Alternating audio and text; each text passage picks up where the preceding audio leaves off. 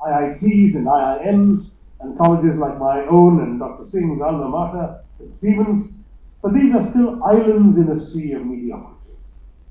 A study of 1,471 colleges and 111 universities by the UGC revealed that 73% of these colleges and 68% of universities are deemed to be of medium or low quality. The average Indian institution of higher education is 26:1, as against the global norm of 15:1. As of March 2011,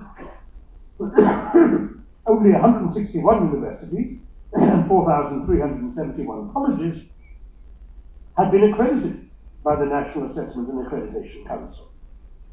India's share in global research output is far too low, at 3.5% for a country with 17% of the world's brains, by which I mean 17% of the world's population.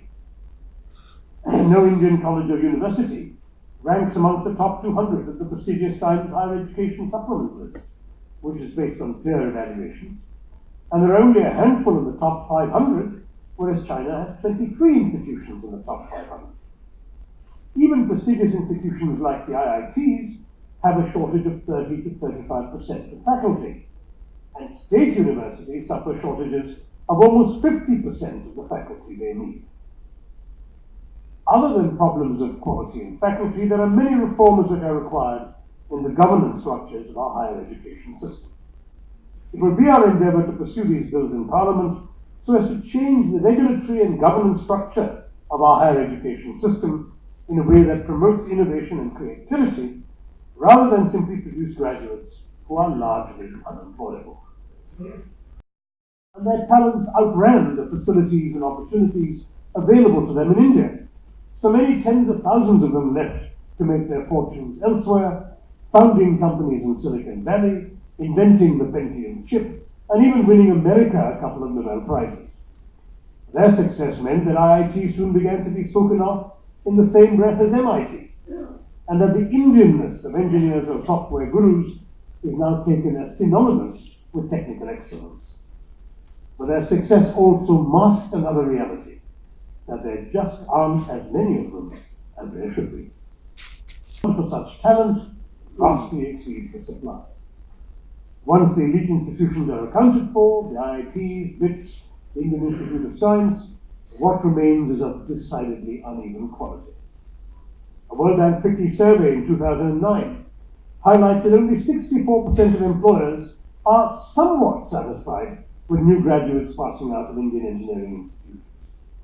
I have spoken to many CEOs who tell me that many, if not most, of their new hires require remedial training, not on the job, but before they can take up their jobs, to compensate for the deficiencies of what they have learned in their universities.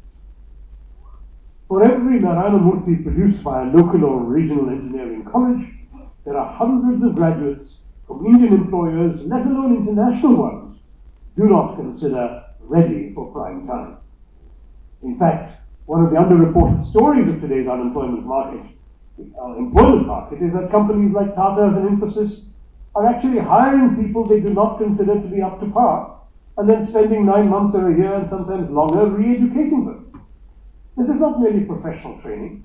These companies have set up campuses essentially to make up for the deficiencies in the education of the ostensibly qualified graduates they've hired. In other words, companies are entering the higher education space in the guise of training.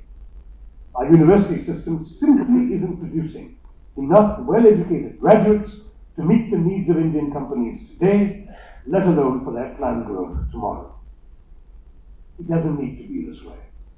The major problem remains that our national education policy in the past had remained out of step with the times.